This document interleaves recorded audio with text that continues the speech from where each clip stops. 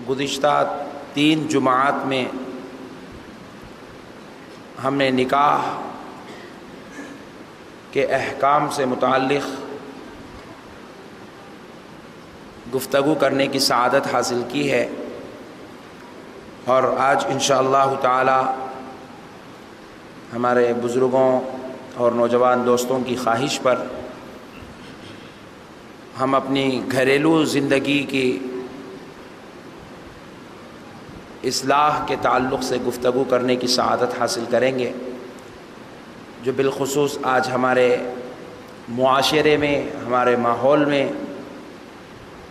جو فتنہ اور فساد کا، انتشار کا، اختلاف کا سبب بنی ہوئی ہے۔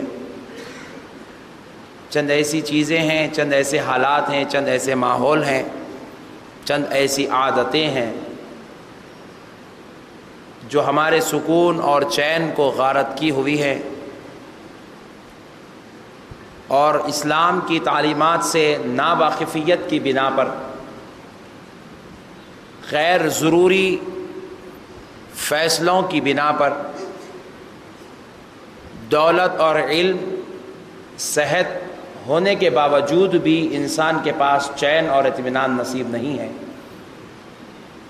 انشاءاللہ العزیز وہ چند ضروری باتیں جو ہماری گھریلو زندگی سے تعلق رکھتی ہے، انشاءاللہ اس کے تعلق سے آج ہم قرآن و حدیث کی روشنی میں، کردار نبی صلی اللہ علیہ وسلم کی روشنی میں، سیرت صحابہ و صحابیات کی روشنی میں گفتگو کرنے کی سعادت حاصل کرتے ہیں۔ معزز سامعین اکرام، اکثر اور بیشتر گھریلو زندگیوں میں خصوصاً مرد حضرات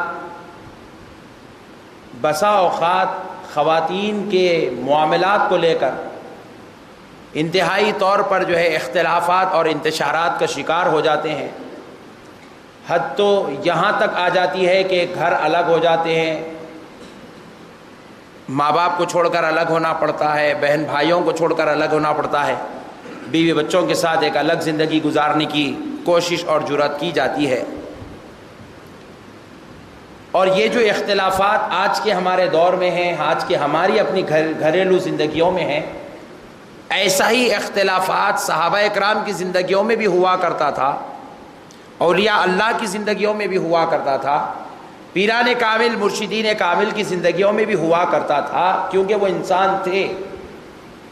جہاں انسان ہوتے ہیں وہاں اختلاف ضرور ہوتا ہے، جہاں انسان ہو اور اختلاف نہ ہو ایسا ہرگز نہیں ہو سکتا۔ اگر اختلاف نہیں ہوا تو اس بات کی دلیل ہے کہ وہ انسان نہیں، فرشتے ہیں۔ ہر انسان کے پاس اختلاف ہوتا ہے، صحابہ اکرام کی زندگیوں میں بھی اختلاف تھا، گھریلو اختلافات ان کے پاس بھی تھا، اونچ نیچ والی باتیں ان کے پاس بھی تھی، لیکن ان کی اونچ نیچ والی باتیں اور ان کی اختلافی باتوں کی وجہ سے ان کے دلوں پر برا اثر اور زندگیوں پہ گندا اثر نہیں پڑتا تھا۔ اس کی وجہ یہ تھی کہ وہ اختلاف کی جڑ کو جانتے تھے، اور اختلاف کی جڑ کو جان کر مسکرا کر اس کا حل نکال لیا کرتے تھے۔ پوائنٹ نوٹ کیا جائے، آج ہم اختلاف کی جڑ نہیں جانتے، ہم یہ سوچتے ہیں کہ سامنے والے نے ہمیں برا کہہ دیا، کیوں کہہ دیا، کیا مجال ہے، کیسی ہمت ہے، اس کی جرأت اتنی کیسے ہو گئی کہ یہ ہم کو اتنا برا کہہ دیا۔ لیکن جب صحابہ اکرام کے پاس جب کبھی یہ خیال آتا کہ کسی نے آپ کو برا کہا، تو صحابہ ہیں، تابعی کی بات لے لیں، حضرت امام اعظم ابو حنیفہ رحمۃ اللہ علیہ کی بات لے لیں۔ امام اعظم ابو حنیفہ رحمۃ اللہ علیہ اپنے گھر میں بیٹھے ہوئے ہیں، آپ کے ایک معتقد اور عاشق نے آیا اور آ کر کہا، حضور وہ فلاں آپ کا پڑوسی ہے، اتنا بدبخت اور بےہودہ ہے، جو لوگ آپ کے پاس سے نکل کر جاتے ہیں یا آپ کے پاس آتے ہیں، لوگوں کو پکڑ پکڑ کر آپ کے بارے میں برا بولتا ہے، آپ کی غیبتیں کرتا ہے، آپ کی چغلیاں بیان کرتا ہے، آپ کے بارے میں گندگیاں بیان کرتا ہے، اور نئے انداز کے آپ پر الزام اور تہمتیں باندھ دیتا ہے۔ امام اعظم رحمۃ اللہ علیہ نے اپنی اقتداء کرنے والوں کو طریقہ عطا فرمایا، اور اس مسجد میں جتنے بیٹھے سب حنفی امام اعظم کے غلام ہیں، ہم امام اعظم کے مقتدی ہیں۔ ذرا سوچو امام اعظم نے کیا طریقہ دیا۔ اگر کوئی ہمارے خلاف اور مخالفت پر آمدہ ہو جائے تو ہم اس کا گلا پکڑتے ہیں، گریباں پکڑتے ہیں، پنچ مار کر دانت توڑ دیتے ہیں۔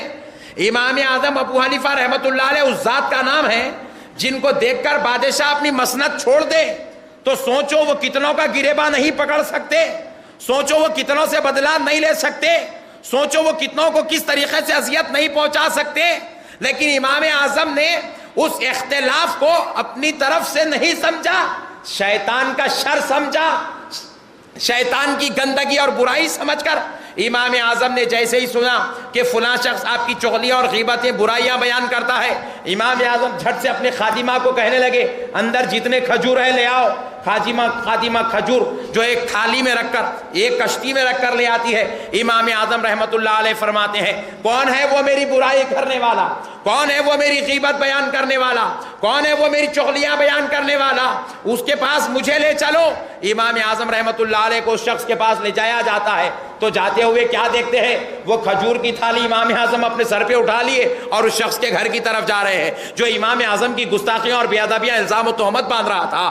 تو امام اعظم نے دستک دیا، وہ شخص جیسے ہی دروازہ کھولا امام اعظم نے اپنی سارے کھجور کی تھیلی اور جو ہے سارے کھجور کی کشتی اس شخص کو دے دی اور کہا بھائی آپ کو مبارک ہو، یہ لیجئے میری طرف سے تحفہ قبول فرما لیجئے۔ انہوں نے پوچھا آخر بات کیا ہے، آپ مجھے یہ کھجور کیوں دے رہے ہیں؟ تو مجھے اس شخص نے بتایا ہے کہ آپ میری برائیاں بیان کرتے ہیں، میری غیبت بیان کرتے ہیں، میری چغلیاں بیان کرتے ہیں، کیونکہ میں نے رسول اللہ سے سنا ہے جو کسی کی غیبت بیان کرتا ہے اس کا کچھ نہیں بگڑتا، لیکن غیبت بیان کرنے والے کی نیکیاں جس کی غیبت بیان کی جاتی ہے اس کے نامہ اعمال میں منتقل ہوتی ہے، اور جس کی غیبت بیان ہو رہی ہے اس کے گناہ غیبت بیان کرنے والے کے نامہ اعمال میں منتقل ہو جاتی ہے۔ آپ نے اپنی نیکیاں مجھ کو دے دی اور میرے گناہ آپ نے لے لیے، اس لیے تحفتاً آپ کو ایک کھجور پیش کر رہا۔ اختلاف ان کے پاس نہیں تھا کیونکہ رسول اللہ کے اقوال ان کے پاس تھے، رسول اللہ کا دیا ہوا کردار ان کے پاس تھا، رسول اللہ صلی اللہ علیہ وسلم کے بتائے ہوئے طریقے ان کے پاس تھے۔ معزز سامعین کرام، ایک بات ہمیشہ یاد رکھ لیجئے گا، آپ کو اللہ نے جو عزت دی ہے 1000 لوگ مل کر مخالفت کریں گے تو بھی عزت میں فرق نہیں آئے گا، کیونکہ اللہ نے دی ہے، اللہ کی دی ہوئی عزت کو بندہ نہیں توڑ سکتا۔ آپ اپنی محنت سے بنا لیے تو ٹوٹ جائے گا، اللہ کی دی ہوئی عزت نہیں ٹوٹتی۔ اور اگر اللہ کسی بندے کو ذلیل کرنا چاہے پوری دنیا کے لوگ مل کر تعریف کرے تب بھی اس کی عزت نہیں بنتی۔ تو بندے کی نظر جب اللہ پہ پڑ جاتی ہے، بندہ جب اللہ کے حوالے ہو جاتا ہے تو دنیا والوں کا شر اسے بگاڑ سکتا ہے، نہ دنیا والوں کا خیر اسے سدھار سکتا ہے۔ اسی لیے میرے پیارے بھائیوں، ہمارے سوچنے کے انداز کو بدلے، ہمارے نظریے کو بدلے، ہمارے یہ جو کردار ہے، آج ہمارے فیصلے لینے کا جو سوچنے کا ڈھنگ ہے، اس ڈھنگ کو بدل ڈالیں۔ آؤ گھریلو زندگیوں کے تعلق سے بھی ہم یہی اختلافات کا شکار ہو گئے ہیں۔ جیسے معلوم ہو گیا کہ ایک دیورانی کو ایک جھٹانی نے برا کہہ دیا، جھٹانی کو دیورانی نے برا کہہ دیا، ننن نے اپنی بھاوت کی غیبت کر دی، یا غیبت میں یا بھاوج نے اپنی ننن کے ساتھ برا سلوک کر دیا۔ اب خاندانوں میں اختلاف ہے، بہو اور ساس کے درمیان اختلاف، بھائی بھائی کے درمیان اختلاف۔ مگر پیارے دوستو آؤ، یہ بات کسی اور کے گھر نہیں، ایسی بات تو رسول اللہ کے گھر میں بھی ایک بار سننے کو موقع ملا تھا۔ ہوا کیا تھا، حضرت عائشہ صدیقہ رضی اللہ تعالی عنہا بیٹھی ہوئی ہے اور سیدہ فاطمہ الزہرا بیٹھی ہوئی ہے۔ حضرت عائشہ نے، حضرت فاطمہ الزہرا نے کہا الحمدللہ میں اس دنیا میں سب سے پہلے مسلمان خاتون کی بیٹی ہوں۔ حضرت خدیجہ الکبریٰ کی عظمت بیان کرنے لگی۔ کون؟ سیدہ فاطمہ، یعنی حضرت فاطمہ اپنی ماں خدیجہ الکبریٰ کی عظمت بیان کرنے لگی۔ بہت ساری عظمتیں بیان کرتی ہے، وہ سب سے پہلی مسلمان ہے، وہ سب سے افضل و اعلیٰ خاتون ہے،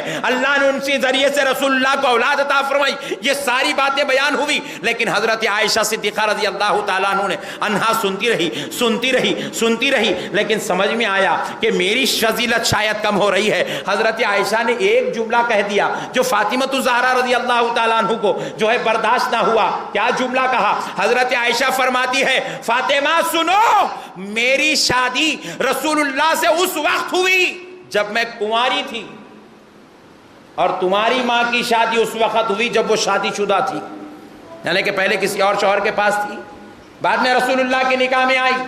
میں جب آئی میری فضیلت یہ ہے میں کنواری تھی، اپنی فضیلت بیان کرنے لگی اور کہنے لگی تمہاری ماں اس وقت نکاح میں آئی جب وہ شادی شدہ تھی۔ حضرت فاطمہ کو کچھ بھی جواب نہ بن پڑا تو مجلس سے اٹھ گئی. اختلاف یہاں بھی ہو رہا ہے, اونچ نیچ یہاں بھی ہو رہی ہے, لیکن خدا رہا فاطمہ کے طریقے کو اختیار کرو. فاطمہ نے پلٹ کر جواب نہیں دیا, فاطمہ نے کچھ برا نہیں کہا, فاطمہ نے نعوذ باللہ اپنی ماں جو سوتیلی ماں ہے ان کی شان میں بے ادبی گستاخی والا ایک بھی جملہ بیان نہیں کیا. اٹھی اور رسول اللہ کے پاس گئی, جا کر عرض کرتی یا رسول اللہ, حضرت عائشہ کے ساتھ میں بیٹھی ہوئی تھی, میں نے حضرت خدیجۃ الکبریٰ کی یہ عظمتیں بیان کی اور حضرت عائشہ نے آخر میں ایک جملہ کہہ دیا جو مجھے چپ رہا ہے, جو مجھے ستا رہا ہے, میں برداشت کر رہی ہوں. یا رسول اللہ مجھے مسئلہ فرمان, میرے اس کیفیت کو آپ حل فرما دیں. تو آقا علیہ السلام نے پوچھا بتاؤ کیا بات ہے؟ کہتی ہے یا رسول اللہ, حضرت عائشہ نے کہا میرا نکاح اس وقت ہوا جب میں کنواری تھی اور آپ کے والدہ کا نکاح اس وقت ہوا جب وہ شادی شدہ تھی, تو فضیلت کنواری ہونے کی وجہ سے میری زیادہ ہوئی. تو پیارے مصطفیٰ جواب مسکرانے لگے, جواب میں مسکرانے لگے. حضور جلال میں نہیں آئے جیسے آج کل کا مرد جلال میں آ جاتا ہے, والدہ اور بیوی کے مسئلے سن کے بھڑک جاتا ہے, بہن اور بیوی کے مسئلے سن کے بھڑک جاتا ہے. یہ بھڑکنا جہالت کی علامت ہے, مسکرا کے حل کر دینا مصطفیٰ کی سنت ہے. پیارے مصطفیٰ مسکرانے لگے, فرمایا بیٹی تم پریشان کیوں ہوتی ہو, تم ان سے یہ کہہ دو کہ دیکھو جب تم تو نکاح میں آئی تھی تو کنواری تھی, لیکن جب میرے بابا خدیجۃ الکبریٰ سے نکاح کیے تو عظمت والی بات یہ ہے کہ میرے بابا کنوارے تھے, میرے بابا کنوارے تھے. خدیجۃ الکبریٰ سے نکاح ہوا, میرے بابا کنوارے تھے, اور جب تم سے نکاح ہوئے تو وہ اور بیویوں کے شوہر تھے, وہ اور بیویوں کے شوہر تھے, تو فضیلت تو یہ زیادہ ہو گئی. تو پیارے نبی مسکرا کر فاطمہ کو ایسی ہمت عطا فرما دیے, مسئلہ ہی حل ہو گیا, ٹینشن ہی ختم ہو گیا. مگر پیارے دوستو افسوس کی بات ہے آج ہم مسئلوں کو حل کرنا نہیں چاہتے اور بگاڑنا چاہتے ہیں اور انتشار میں لانا چاہتے ہیں. اب ذرا اگر کہیں چنگاری لگ رہی ہے, بعض مردوں کی تو عادت ہی ہوتی ہے اس کو پورا بھڑکا کر چھوڑ کے شعلہ بنا دیتے ہیں. اس لیے میرے بھائی آج گھروں میں سکون غارت ہو گیا ہے, آج گھروں کے اندر سے انتشار اور فتنے ختم ہی نہیں بلکہ ہر جگہ ابلتے ہی ابلتے چلے جا رہے ہیں. ایک مرد آدمی کا کام ہے. مثال کے طور پر ایک اور مثال لے لیجئے. حضرت عبد القدیر صدیقی رحمت اللہ تعالی علیہ کے پاس ایک خاتون آئی, آ کر جو ہے حضرت عبد القدیر صدیقی رحمت اللہ علیہ سے کہنے لگی حضور میرا اور میری ساس کا جھگڑا بہت چلتا ہے.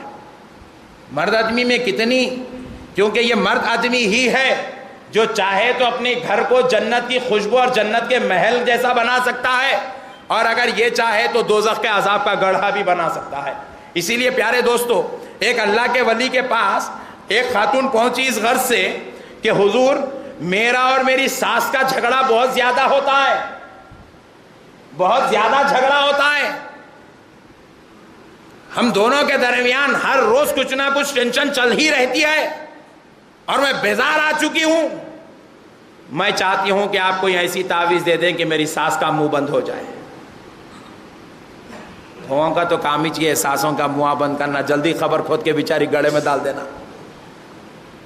تو اللہ کے ولی تھے, مرد تھے, مرد عورتوں کی نازک مزاجی اور عورتوں کی کمزور عقلی کو سمجھتے تھے. عورت کمزور عقل ہوتی ہے, اس لیے کبھی عورتوں کے مسائل میں انتشارات میں کبھی حد سے زیادہ ٹینشن نہیں لینا اور عورت کی بات سن کر جلدی فیصلے نہیں لینا. یہ مرد آدمی کی شان ہے, ہر چیز کی ناپ تول کر اونچ نیچ کر کے معاملہ داری کو دیکھنا. اور ایک بات بھی سن لو, برا مت مانو اللہ کے واسطے, میں اپنی گھر کی بات اپنی بات نہیں کہہ رہا ہوں, جو اسلام نے نظریہ دیا ہے, جو اسلام نے فکر دی ہے وہ بات بتا رہا ہوں. جس گھر میں مرد آدمی کی نہیں چلتی اور جس گھر میں عورت کی چلتی ہے وہ گھر برباد ہے. جس گھر میں عورت کی چلتی ہے, عورت حاکم بنی ہوئی ہے, پورے بہوؤں کو, بیٹوں کو, بیٹیوں کو, داماد کو عورت ٹرینڈ کرتی ہے, یعنی کہ اپنے قبضے میں رکھتی ہے. جو گھر کے مرد اور عورتیں عورت کے انڈر کنٹرول ہوتے ہیں وہ گھر برباد ہے. وہ گھر کبھی خوشی اور رحمت کے حوالے نہیں ہو سکتا. پرواہ نہیں باپ کتنا ہی جاہل کیوں نہ ہو. جس گھر میں مرد کی حکومت ہوتی ہے, جس گھر کے لوگ مرد کے انڈر کنٹرول ہوتے ہیں, وہ گھر جاہلوں کا ہی کیوں نہ ہو ایک دن ضرور اللہ کی رحمت سے سرفراز ہوگا، اس گھر کے اندر اللہ تعالیٰ کی رحمت اور فضل ہوگا۔ الغرض پیارے دوستو، تو جا کر کہنے لگی حضور میری ساس کا منہ بند کر دیجئے، کوئی تعویذ دے، گنڈا دے، پلیتا دے، ناریل اس کے نام کا ایک چھوڑ دوں گی تاکہ وہ دوبارہ میرے نام پہ ہی نہ آنے پائے۔ تو حضرت قبلہ فرمائے بیٹے اچھی بات ہے، دیکھیں بہت زیادہ ہی ٹینشن ہوتا ہے دونوں کے بیچ میں، ہر روز جھگڑا، بیچارہ 35 سال کی عمر میں شوہر کو بی پی بھی آ گئی، شوگر بھی آ گیا ساس بہو کے جھگڑوں کی وجہ سے۔ بولے بیٹی ایک تعویذ ہے، بہت زبردست تعویذ ہے، لے لے، اور انشاءاللہ اگر یہ تعویذ تم استعمال کرو گی تو چند ہی دنوں کے اندر تمہاری ساس کا منہ بند ہو جائے گا۔ بولے حضرت دے دیجئے۔ حضرت کیا کرے، ایک پیپر لیے، اس کے سامنے بیٹھ کے قلم لے کے اس کے اندر تعویذ میں لکھ دیے، جو لکھنا تھا اللہ کے نیک بندے تھے لکھ دیے، فولڈ کرے ہاتھ میں دے دیے۔ بولے بیٹے اس کو جو ایک پلاسٹک کے اندر بند کر لے، باندھ لے اچھی طرح، موم لگا لے، پلاسٹک کے اندر پیک کر لے، لیکن سن نہ یہ گلے میں پہننے کی ہے نہ ڈنڈ پہ بننے کی ہے۔ یہ تعویذ ایسی ہے جب بھی تیری ساس تیرے خلاف بولنا شروع کرے، تجھے گالیاں دینا شروع کرے، برا بولنا شروع کرے، جھٹ سے یہ تعویذ نکالنا، منہ میں رکھ کے دانتوں کے بیچ میں دبانا۔ نیا نسخہ تھا اللہ کے ولی کا، لے گئی، جیسے ہی ساس کا پکارا شروع، جھٹ سے الماری میں جانا، تعویذ نکالنا، دانت کے منہ میں رکھنا، دبانا۔ ایک دن چلا، 2 دن چلا، 4 دن چلا، 8 دن چلا، ساس بھی سوچنے لگی بیچاری میری بہو کتنی سدھر گئی، میں اتنے گالیاں دے رہی ہوں، ایک پلٹ کے جواب نہیں دے رہی، بولے ایک جواب نہیں دے رہی بیچاری، کتنی اچھی ہے، کیسی ہو گئی نیک۔ 8 دن دیکھتے رہے، کچھ بھی نہیں بولی، 15 دن ہو گئے، کچھ بھی نہیں بولی۔ 1 مہینے کے بعد ساس بولی قسم خدا کی میں بھی آپ کے پاس کو کچھ بھی نہیں بولوں گی، بولی۔ 1 مہینے کے بعد جا کے حضرت کے پیروں میں گر کے تمہارے صدقے جاؤں حضرت، کیا تعویذ دیا آپ؟ میری ساس کا منہ بند ہو گیا، بولے بند تو بند ہو گیا، سدھر گیا، بولے جو کھانا کھائے تو پہلے لڑتی تھی، اب الٹا کھانا لا کے کھلا رہی، بولے جو کپڑے دھونے پہ ٹینشن ہوتا تھا، پوچھ کے میرے کپڑے کبھی میری ساس بھی دھو دے رہی، بولے میں آدھا گھر جھاڑتی ہوں، آدھا گھر میری ساس جھاڑ رہی، بولے ٹینشن ختم ہو گیا، میری ساس پوری سدھر گئی۔ تو حضرت قبلہ ذرا یہ تعویذ میں دوسرے عورتوں کو بھی دینا چاہتی ہوں، کیا دے سکتی ہوں؟ تو بولے بیٹے پوری دنیا کو دیتے پھر، مگر یہ تعویذ ایک نہیں دوسری بنانا پڑے گا، بولے۔ تو بولے حضرت آخر یہ تعویذ میں ہے کیا؟ بولے دیوانی بچی ہے، تعویذ میں دیکھ کچھ بھی نہیں ہے، کھول کے بتائے، خالی لکیراں ہیں، نہ آیت لکھی ہوئی ہے، نہ نمبر ہے، نہ کچھ ہے، خالی لکیراں ہیں۔ بیٹے یہ تعویذ نہیں تھی، یہ اصل میں تیرا منہ بند کرنے کا نسخہ تھا۔ جب 1-2 عورتیں آپس میں ہوتی ہے، ایک اگر پکارتی ہے تو ایک خاموش ہو جائے، فتنہ ختم ہو جائے گا۔ تو بھی پکارتی تھی، بدلے میں وہ بھی پکارتی تھی، وہ پکارتی تھی تو تو پکارتی تھی، جھگڑے پہ جھگڑا، جواب پہ جواب، بات بڑھتی چلی جاتی تھی، حتیٰ کہ بیماریاں، عذاب، اختلافات، فتنہ اور طلاق تک بات پہنچ جاتی تھی۔ جب ایک پکار لے دوسرا خاموش ہو جائے، خدا کی قسم فتنہ ختم ہو جاتا ہے۔ گھریلو زندگی کا یہ دستور ہے۔ شوہر اگر جلال میں آئے تو بیوی کا کام ہے خاموش ہو جائے، بیوی کبھی غصے میں آئے تو شوہر کا کام ہے کہ خاموش ہو جائے۔ آپ بولیں کیا مول صاحب شوہروں کو خاموش بٹھا رہے ہیں؟ ہاں، بیوی کا انسان نہیں ہے، بیوی کا فرشتے کا نام ہے۔ آپ کو جس طرح غصہ مرد آدمی کو آتا ہے اسی طرح عورت کو بھی غصہ آتا ہے۔ مرد آدمی پکارتا ہے، عورت اگر خاموش ہوتی ہے، کبھی عورت کو غصہ آ جائے، مرد آدمی خاموش بیٹھنا نعوذ باللہ یہ ڈرنے کی علامت نہیں ہے، یہ بے خوفی کی علامت نہیں ہے، یہ ایک سمجھدار انسان کی علامت ہے، یہ کامل مسلمان کی علامت ہے۔ اس لیے میرے بھائیوں، جب اگر سامنے ماں ہو جلال میں آ جائے، پلٹ کر ماں کو جواب مت دو۔ بیوی ہو جواب غصہ کرنے لگے، خاموش ہو جاؤ، پلٹ کر جواب مت دو۔ جب شوہر پکارے بیوی کا کام ہے خاموش ہو جائے، جب باپ پکارے اولاد کا کام ہے خاموش ہو جائے۔ جو سامنے والے کو پلٹ کر جواب دے، شیطان کا شر یہاں سے شروع ہو جاتا ہے۔ جو سامنے والا پکار لے، ایک طرف تو شیطان آ گیا، پلٹ کر جو جواب دے یہ دوسرا شیطان ہے، اور دونوں شیطان جب مل جائیں تو سارا گھر فتنے اور عذاب کا شکار بن جاتا ہے۔ اختلافات اس قدر بڑھتے چلے جاتے ہیں، بات آنکھ تک پہنچتی ہے یا پھر طلاق تک پہنچ جاتی ہے۔ اس لیے میرے پیارے بھائیوں، اللہ اور اس کے رسول کا واسطہ، اپنی زندگیوں میں شادیاں کر لینا، بچے پیدا ہو جانا یہ کمال کی بات نہیں ہے، خوشی کے ساتھ، سمجھداری کے ساتھ زندگی گزارنا یہ کمال کی بات ہے۔